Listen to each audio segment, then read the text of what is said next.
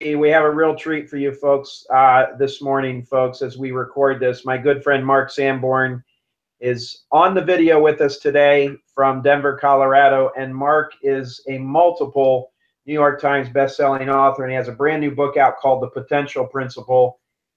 It's a wonderful book, and Mark, thanks for joining us. I wanted to have a conversation with you here today to talk about potential, and so guess I want to ask you, how you doing? What's new? And let's talk about the potential principle. Sure. Well, I'm doing great. Wonderful year here in the Rocky Mountains. The biggest change for me was the release of the book about 3 weeks ago. Books are hard to write and even harder to launch. So we've been busy around that release. I'm still giving speeches and still have 2 sons and a wife that put up with me. But the Potential Principle book, which you've been kind enough to talk about, is really based on a simple idea, and that is we all know how good we've become, but none of us know how good we could be. I've, like you, worked with a lot of very successful people, but I've never met anybody that tried to, nor could prove that they were as good as they could possibly be, that they had maximized their true potential. And if that's the case, then we really need a template, if we're committed to getting better, about how to do that on a regular basis. Okay, so how does one get better right away? I mean, is it a right away thing? Is it, I know you've got a series of steps in the books that one goes through. Give us, tell us a little bit, share a little bit of wisdom, please. Well, the book focuses really on 3 things. The first one is the question, better at what? And the answer to that is very simply, better at what matters to you. I don't think that improvement is a process we apply to every aspect of our lives. There are some things that we just need to do and get done. But the important things, our careers, our relationships, our businesses, our philanthropy, those are where we should focus our improvements. And so I don't tell anybody in the book what to get better at. I leave that to them to determine. Then I talk about 4 areas to get better in. I call that the potential matrix. And I'm going to oversimplify it in limited time today, Marty, but basically it's about performing, learning, thinking, and reflecting. And my research shows that everyone has a predisposition, a quadrant of that potential matrix that they most enjoy. And as a result, they tend to overuse it. That is to say, they don't use the other 3 quadrants, and they don't benefit from how those other 3 quadrants would leverage the quadrant they prefer and help them achieve more. Then the third part of the book talks about 4 ways to get better. We call them breakthrough strategies. And I'm just going to give you one question today that anybody on the call can use quickly. It's been very, very well received by my corporate clients, and I think you'll understand why. I say in the book, disrupt yourself before somebody or something else does. Right. If you don't disrupt your antiquated practices or relationships that aren't performing or aren't benefiting you or the other person, eventually something bad will happen, and you'll become the disrupted rather than disruptor. So here's the question: who or what in your business needs disrupted?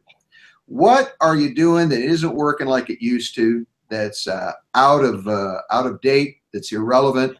Who are the people on your team that you either need to disrupt in a positive way by giving them more recognition and attention, or maybe you need to disrupt them in a negative way and say, you know what, I want to tell you you're not performing now, because if I let it go, eventually it won't be an underperformance issue, it'll be a dismissal issue.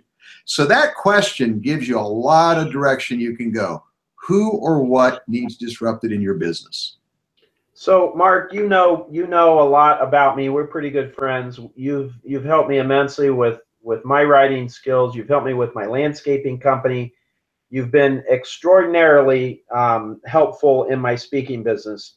In fact, I think you gave me what I would consider the greatest piece of advice that one could give as a speaker. You said, do you know how you get better as a speaker? You speak. And you work on the quality, and the better you get, the more your business will grow. In terms of potential, what is something in your life that you're working on? You and I are relatively same age, and I'm almost in my 50s. You're in your 50s. What is something that you've personally done in the last few years as a result of the wisdom you've shared in this wonderful book?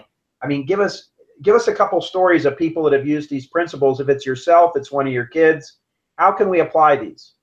Sure. Well, the book has 8 or 9 vignettes about how different people have gotten better.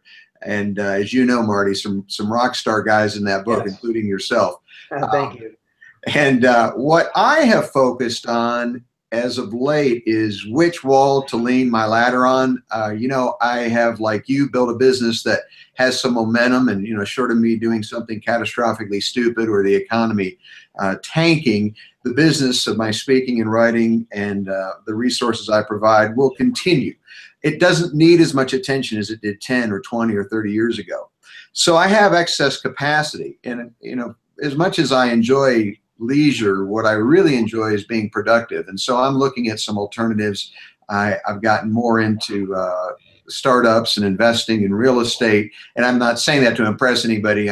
Warren Buffett and Charlie Munger, I'm not. But I'm just looking for some new skill sets that will help me do two things. One, that will satisfy you know, my need for intellectual stimulation. You know, I'm a thinker. And number two, that'll help me put a positive dent in the universe, because I don't want to become that self-absorbed guy that, you know, just is successful and then doesn't give back, or doesn't release whatever that prosperity is back into the world around them. Mark, I'm always impressed when I talk to you. You always speak with such great clarity. I think you have a unique gift for making complex subjects very simple and easy to understand.